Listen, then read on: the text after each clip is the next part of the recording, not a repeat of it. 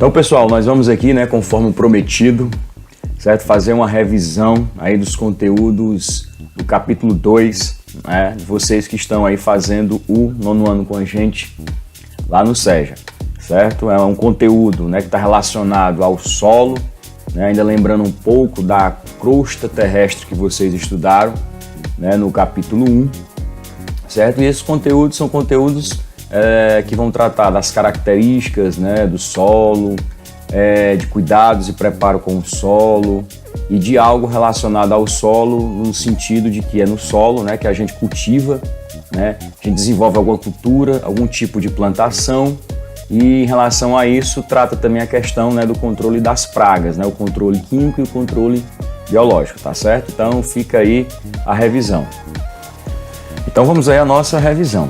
A gente vai começar aqui justamente, né, tratando da organização do solo. No livro de vocês devem ter lido e estudado que o solo está dividido em camadas que são chamados lá no livro de região. Mas na maioria dos casos, na maioria das vezes que vocês estiverem em contato aí com outras fontes de informação, vocês vão ver na verdade que o solo está organizado em horizontes que a gente vai já tratar. Mas antes disso, pessoal, é importante lembrar que o solo ele é um recurso natural renovável, porque renovável, o solo está em constante construção e reconstrução. O solo não é uma coisa pronta e acabada, né, que do jeito que está vai permanecer. Não, o solo passa por processos aí de transformações, né, por conta de vários fatores ambientais. Então o solo ele é um recurso natural, né, está aí na natureza, faz parte da nossa natureza e ele está em constante renovação. Certo? Outra coisa importante do solo, ele é um local de abrigo. Eu coloquei aqui vegetais, mas a gente pode até dizer que também animais. Vegetais por quê? Basicamente a grande maioria dos vegetais precisam do solo. Estão vendo aqui uma árvore, ó. Esses vegetais estão ancorados, vivem, dependem do solo, porque é do solo que eles extraem seus nutrientes, absorvem água e produzem, e servem de alimento e produzem frutos que nós e outros seres vivos costumamos utilizar para a nossa sobrevivência, Então ele é fonte de sobrevivência, porque ou a gente se alimenta diretamente desses vegetais, das plantas que precisam do solo para viver, ou nós nos alimentamos de outros seres vivos que precisam da mesma forma dessas plantas, desses vegetais que vivem no solo. E é claro que aqui também no solo a gente pode encontrar alguns micro-organismos, bactérias, alguns outros seres vivos, como por exemplo as minhocas. Enfim, o solo tem toda essa importância, É um recurso natural renovável, é um local onde vegetais e alguns outros seres vivos também se abrigam e é a fonte de sobrevivência de uma forma ou de outra para basicamente aí todos os seres vivos. E agora a gente vai tratar justamente, revisar a organização do solo em horizontes, que são camadas na horizontal que vão se organizando para constituir o que a gente chama de solo. Então nós temos aqui um esquema, uma gravura para a gente poder entender melhor. E aí o solo, ó, ele tem essa primeira camadazinha aqui, ó, a superfície, a parte que está em cima do solo. Então essa camadazinha superficial, chamado horizonte O, até para se lembrar, O de organismos, O de compostos e substâncias orgânicas. Por que isso? Porque nessa parte aqui, pessoal, até pela própria existência aí de vários seres vivos que vivem por aqui, plantas, por exemplo, que a todo momento algumas estão nascendo, mas outras estão morrendo, e parte dessas plantas que são compostos orgânicos, elas vão entrando no processo de decomposição e se misturando com os outros materiais que constituem o solo. Então essa região aqui, ó, superficial, essa camadazinha de cima do solo, onde nós podemos até também lembrar que é onde vivem vários organismos vivos, começam com a letra O, então por isso horizonte O é como a gente denomina essa camada aqui mais superficial do solo. Mais embaixo, nós temos aí o horizonte A, é o horizonte onde a gente vai encontrar a presença principalmente das raízes das plantas, as plantas que se abrigam no solo, basicamente na média, boa parte das raízes se instalam e se ancoram nessa região aqui do horizonte A. Obviamente que também a gente nem encontra um pouco de matéria orgânica misturado com os outros materiais do solo, tá certo? A gente encontra aqui sais minerais, né, que são nutrientes importantíssimos aí para os seres vivos que dependem do solo. Então esse seria aqui o horizonte A. E mais embaixo aqui a gente tem o horizonte B, certo? E o horizonte B, é claro que essa matéria orgânica ela vai diminuindo, né, à medida que a gente caminha, digamos assim, em direção para as partes mais profundas do solo. Aqui a gente já encontra uma composição mais mineral, mais inorgânica do que orgânica. Ainda podemos aqui encontrar alguns sais minerais, né? A gente já percebe aqui uma presença de fragmentos de rocha, né, pequenos, né, mas a gente já consegue encontrar, né, uma boa quantidade de fragmentos de rocha. E o outro horizonte, que é o horizonte C, como vocês estão vendo aqui, é aquela parte do solo onde as rochas que estão mais embaixo começam a se fragmentar, né, começam a se quebrar, digamos assim, por vários fatores aí. Elas vão se quebrando e vão, digamos, subindo, né? Então nós temos aqui aquele horizonte onde nós temos, digamos, a formação desses fragmentos de rocha. E por último, né, nós temos aí o horizonte em que, na verdade, eu vou encontrar a rocha-mãe, é a pedra. Tanto é que algumas pessoas, quando cavam poços, né, cavam cassimbão, por exemplo, dizem que cavou e deu na pedra. Então elas estão querendo dizer que chegaram aqui, ó, abaixo do horizonte C, nessa camada aqui constituída pela rocha-mãe. A rocha, ó, que vai se fragmentando, esses fragmentos, né, vão subindo, digamos assim, e vão se misturando com os outros materiais para constituir o que a gente chama de solo. E aí, ó, para fechar essa revisão, entender que à medida que a gente, digamos, caminha de cima para baixo, ou seja, da parte mais superficial para a parte mais profunda do solo, a gente vai encontrando rochas que gradativamente os fragmentos vão ficando maiores. O contrário é verdadeiro, né? A gente entender que analisando o solo de baixo para cima, esses fragmentos de rocha vão ficando cada vez menores, né? Vão se pulverizando, inclusive até um termo que tem lá no livro de vocês, né? Vão ficando no estágio de rocha virando quase um pó, por isso esse termo aí, né, da pulverização. E aí nós vamos rever aqui agora, né, uma das propriedades do solo, que é a permeabilidade. Permeabilidade, o próprio nome já está dizendo, né, a propriedade que o material tem de permitir, ó, vamos imaginar que eu tenho um material aqui, e esse material permite que outro atravesse, que outro passe por ele. Então isso é permeabilidade. Por quê? Porque a gente precisa compreender essa característica para depois saber identificar os principais tipos de solo, que a gente vai ver, vai revisar já já. Então vamos imaginar que dos fragmentos que compõem o solo, aqueles de maior tamanho a gente chama de cascalho. Depois do cascalho nós temos fragmentos menores que são areia. Então imagine que essa bolinha aqui, ó, seja o grão de areia. Existem fragmentos menores, ó, a gente chama de silt, e tem um menorzinho ainda, ó, quase a gente nem percebe, que é a argila. E aí eu quero que vocês observem principalmente, né, o fragmento areia, o tamanhozinho de um grão de areia, o tamanhozinho de um grão de argila. Comparem aí os dois fragmentos para entender, né, a classificação dos solos que a gente vai já revisar. Então perceba aqui, ó, o cascalho é aquilo que está em torno, a gente pensa que é grande, mas é uma coisa muito pequena, né, em torno de até 2 milímetros. A areia, o grão de areia seria em torno de 1 milímetro. Então imagine que o grão de argila é muito menor do que 1 milímetro, tá certo? Então lembrem disso, que o grão de areia, né, é um fragmento muito maior do que um grão de argila, digamos assim, para entender o que a gente vai ver agora, ó. A gente vai relembrar. Vamos imaginar aqui que nós temos uma parte do solo, e aí eu digo a vocês que esses grãos aqui são justamente os grãos de areia que a gente acabou de ver. Um solo, certo, que ele é rico em areia, um solo arenoso, né, ele tem mais areia, ou ele basicamente é constituído de areia, né, de grãos de areia, por isso ele é classificado como arenoso. E aí pelo fato, ó, do grão de areia serem grãos maiores do que o grão de argila, acaba que ele permite aqui a existência de espaços maiores.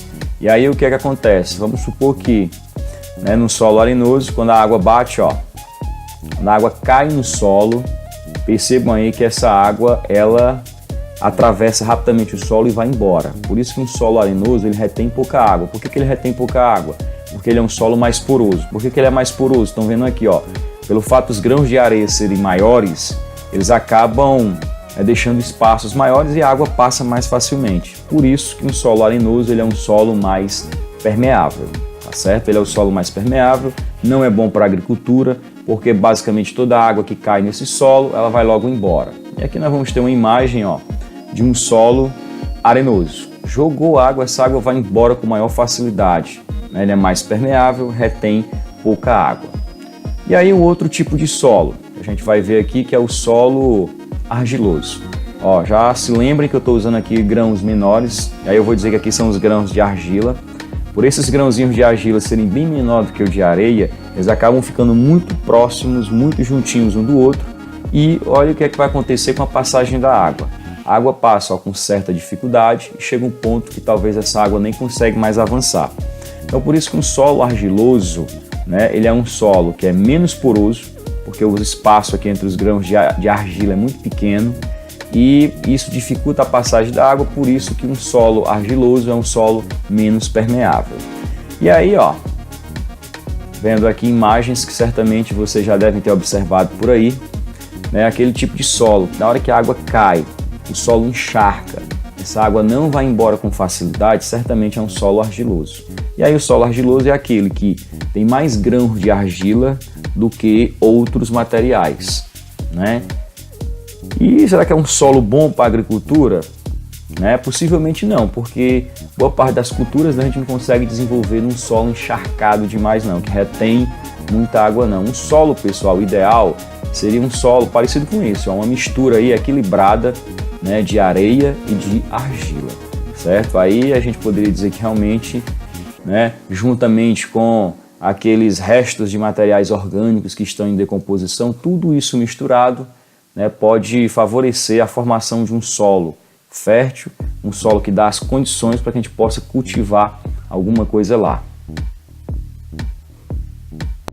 E agora aí na nossa revisão, né, nós vamos revisar aí os principais tipos de rocha, né, porque vocês viram quando a gente estuda o solo, né, abaixo do último horizonte que a gente revisou aí, eu tenho a rocha, né, rocha mãe, né, rocha é um tipo de componente que também tem a ver com o solo, e aí os conteúdos que vocês estudaram passa por essa parte aí dos principais tipos de rocha. E aí basicamente nós temos aí 3 tipos de rocha, estão vendo aí, ó, rocha magmática, se lembrem dos nomes das rochas. Rocha sedimentar e rocha metamórfica. Por que eu estou pedindo para se lembrar desses nomes? Porque quando a gente entende o nome da rocha, já dá para a gente compreender como é que essa rocha se formou, tá? Então nós vamos começar aí pelas rochas magmáticas, que também podem ser chamadas de rocha ígnea. Magmática, pessoal, pelo seguinte, né? Essa imagem que vocês estão vendo aqui, ó, todo mundo sabe que é um vulcão em erupção. E isso que está saindo de dentro do vulcão é rocha derretida.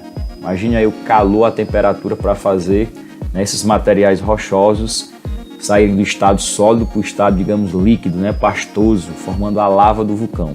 Essa lava do vulcão, ela é chamada de, olha aí, magma, certo?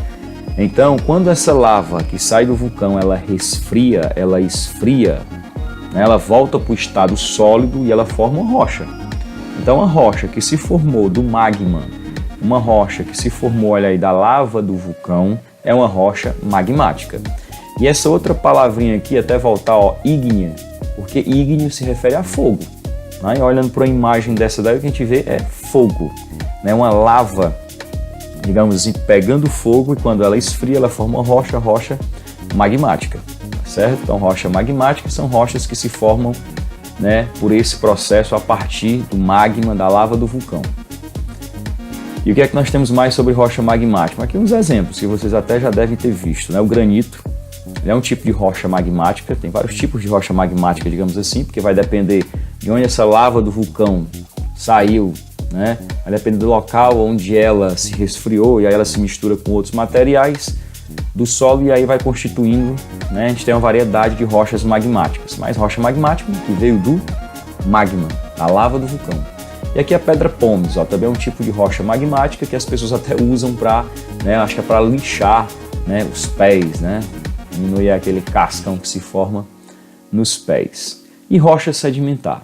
Rocha sedimentar, o nome já está dizendo, olha aí, é uma rocha que se forma a partir de sedimentos. Sedimentos são materiais diversos que vão, em algum momento, se acumulando em um local, né, e ao longo do tempo aí, em virtude das condições ambientais, esses sedimentos podem se organizar, ao longo de centenas de milhares de anos, se organizar e formar uma rocha. Então observe aqui esse cenário e nós vamos tentar reproduzir aí, ó.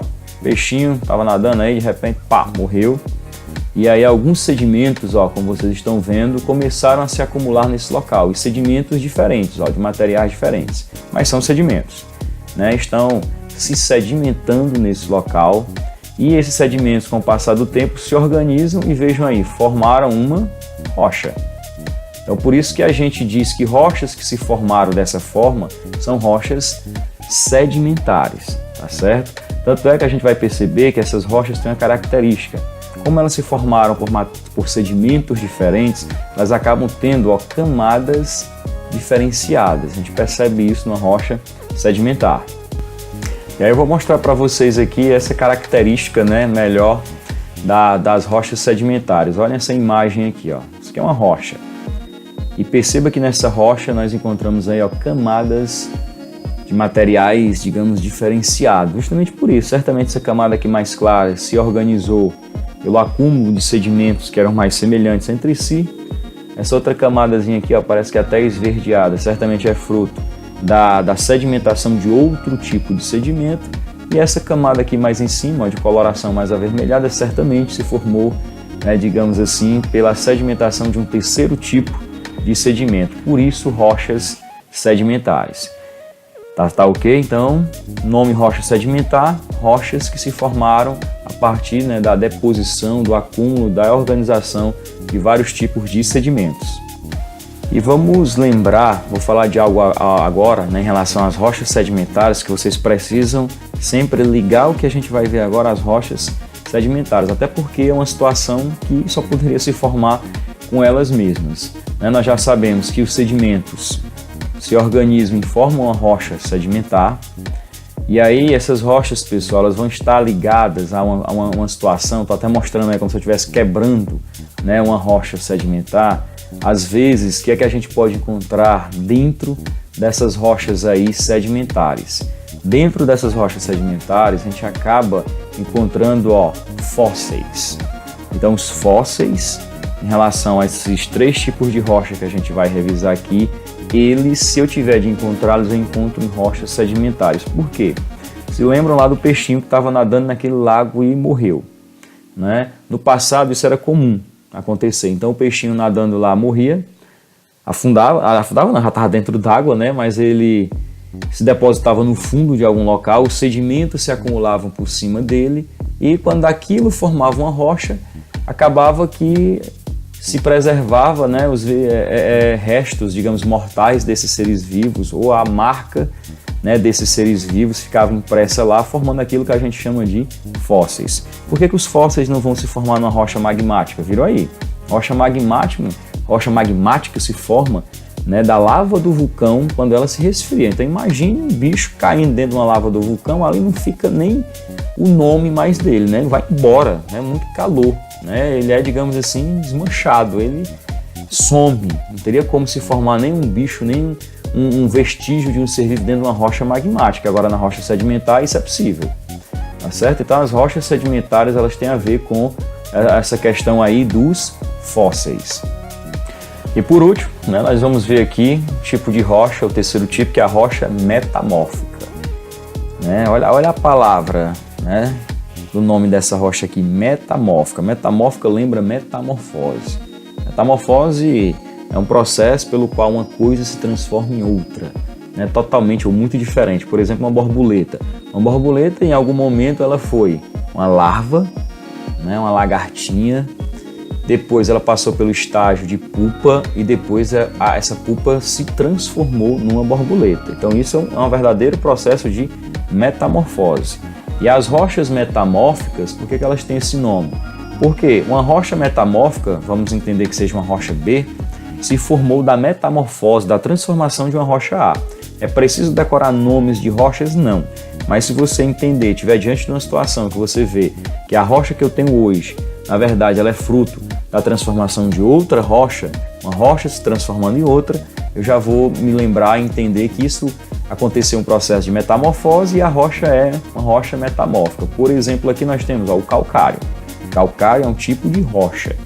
E, dependendo das condições ambientais nas quais o calcário se encontra, o calcário pode se transformar no mármore, né? Uma rocha aí, uma pedra aí muito falada, muito utilizada, né, em decoração, em construção, enfim, né, todo mundo já deve ter ouvido falar e viu o mármore. Então perceba que o mármore surgiu da transformação do calcário. Então o mármore ele é considerado uma rocha metamórfica. Então é isso, né, rocha metamórfica.